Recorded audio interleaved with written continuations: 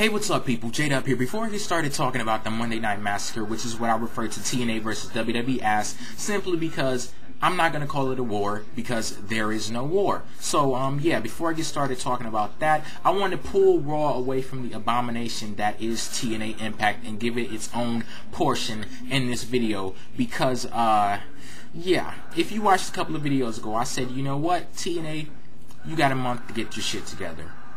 That was a month ago. Fast forward to last night, I watched Impact, or at least I saw as much of it as TNA wanted me to see before they forced me to change the channel.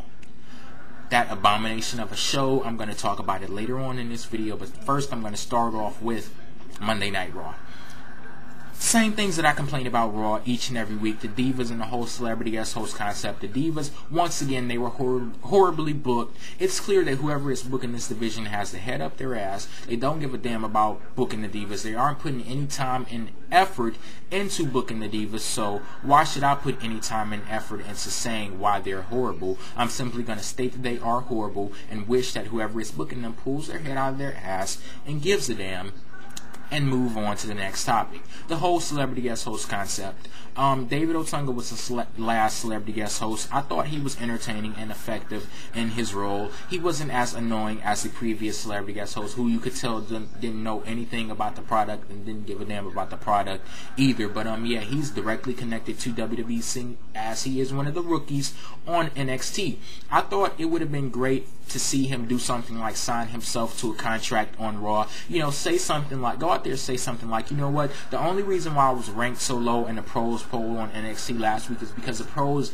are jealous of me. They know I'm better than them, and they know that once I get on the main roster, I'm going to outshine all of them, and I'm going to mow all of them down. You know, say something like that. Use his power as guest host to sign himself to a contract. But he ended up putting himself in a Unified Tag Team Championship match, but he ended up turning on his partner, who was John Cena, and let John Cena get his ass kicked. But like I said, he was entertaining and effective, and yeah, I see a bright future for him in WWE.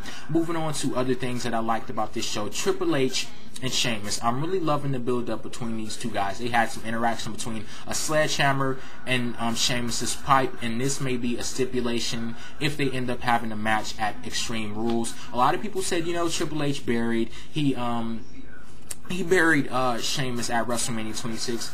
Well, you guys may have been wrong, because the feud is actually heating up now that WrestleMania 26 is over. And like I said, I'm loving the build-up, and I'm loving the follow-up to their match. And yeah, I'm pretty sure this is going to be a good one. And like I said, I'm enjoying it. Now to some things that I'm kind of iffy about, and also the thing that I enjoyed, Randy Orton, once again, same as, you know, last week. The thing that I'm iffy about is Ted DiBiase. Now that he's detached from Randy Orton's ass, what is there in his future? Like, how will he find success in WWE? I don't think what they did with him on the last episode of Raw is the way that he's going to find success. I think they need to pair him up with somebody, get him into a feud, make him shine. Because he did have a good match with Christian last night, but yeah, they throw the $1 million championship on him. I'm really thinking that that's just a ploy. It's just a prop that WWE thinks is going to get us into caring more about Ted DiBiase, seeing as they haven't given us a substantive reason to care about him up until this point. And like I said, I really don't think it's going to work. Get him into a feud, and I'm anticipating what's to come in the future of Ted DiBiase. How will he flourish in WWE? But right now it seems like he's just floundering, like flapping around, and I don't like it, because Ted DiBiase, he could be, you know, he could be one of my favorites. But like I said, WWE hasn't given me a reason to care about him. Therefore, I really don't. So yeah, I guess that's it for Monday Night Raw. I thought it was a good show all in all. Nothing spectacular, you know, just a good show. Nothing too blaringly horrible about it. But speaking of horrible, let's move on to TNA Impact. So, I realized that TNA would have a rough transitional period moving from Thursdays to Monday nights, and I gave them a month to get over that. I thought, you know, after that month was over with, TNA would be able to offer a show of substance instead of shock value. But, yeah, after that month passes, I watched Impact last night, and I could not have picked a worse fucking show to watch. That show was horrible. My first thought after seeing that show, it was desperate. Second thought, it was pathetic. They put the knockouts out there, and they hoard them out for ratings. They pimped the knockouts out. And a lot of the TNA fans will say, well, it worked. They got a .9 rating. Congrats to TNA. Oh, congratulations, TNA. I'm so happy. They got a .9 rating. That's so good. That right there, the TNA fans promoting the fucking .9 rating like this is something to be happy over. Promoting it like it's fucking Christmas or something. That should show the state of affairs in TNA. It shows that they're in trouble if you didn't think so before. Because the fans are happy because they got a .9 rating when that sucks. Well, technically, it was better than what they got last week. But last week was so horrible, maybe that was like rock bottom for TNA. But at .9, that isn't much better. It still sucks. But they're happy that TNA got a point rating, promoting it like it's Christmas. Really? Really? Anyway, back to what I was saying about them pouring out the knockouts. They basically said, you know what? There's the host role.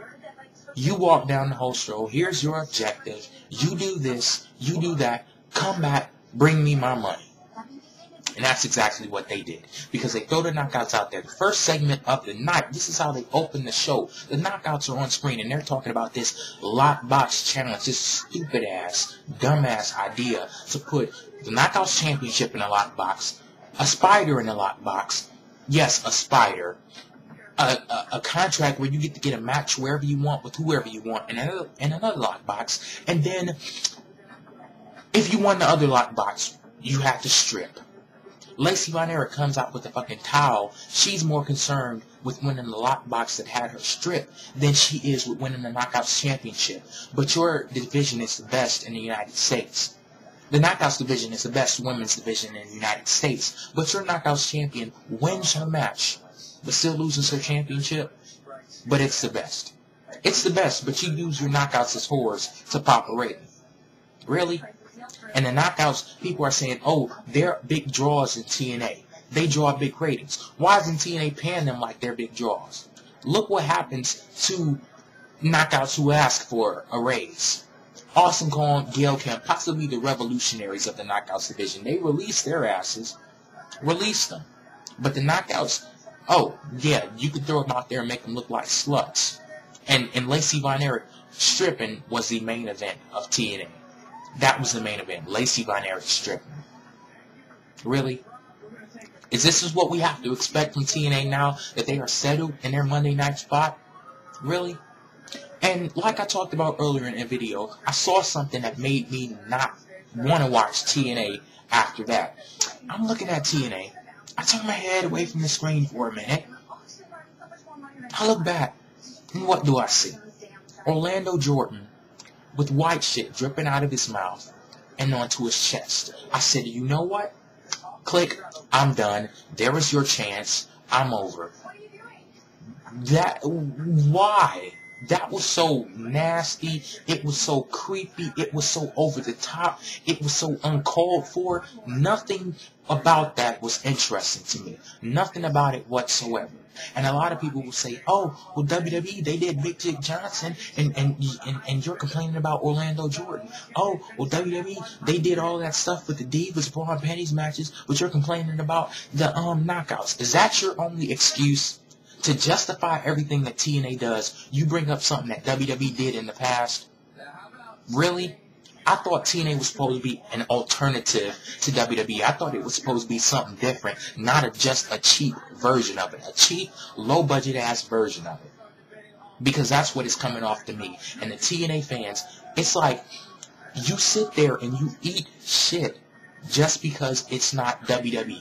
It's like, I can't see how anybody likes some of the stuff that is going on in TNA. And back to the knockouts thing, I know a lot of people are going to type down in the comment section below, oh, well, what kind of person are you? You don't like to see women stripping and you don't like to see that? Well, look, I love Lacey Von Erich. It was great to see her, do what she did. But still, that doesn't take away from the fact that it's desperate and it's pathetic.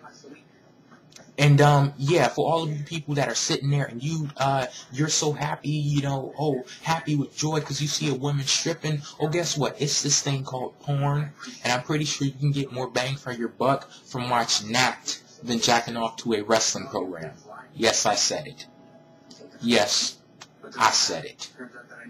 And back to the TNA fans. Yeah, like I said, it's like you guys sit up and eat shit just because it's not WWE. It's like a lot of the stuff that goes on in TNA, you guys don't like it, but you justify it because it's not WWE. So you say, oh, well, yeah, WWE needs competition, so I'm going to support all the competition even though I don't like some of the shit that's going on. Because you can sit up, the TNA fans can sit up and say, oh, I don't like Hogan. Oh, Bischoff is making some bad booking decisions, but I still love TNA. Like, TNA is still excellent. How is that so?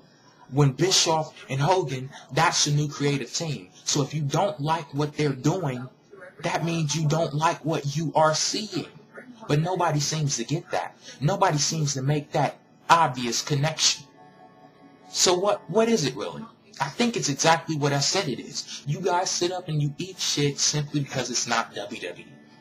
And when it all boils down to it, you are no better than the WWE fans that you criticize. No better. And if this is what I have to expect from TNA now that they're so-called settled in their Monday night spot, they won't be getting my view again. I won't be giving my time to TNA in videos. I'm done. Done. Let them be desperate and pathetic on their fucking own, but I'm done. I am JayDub. Peace out.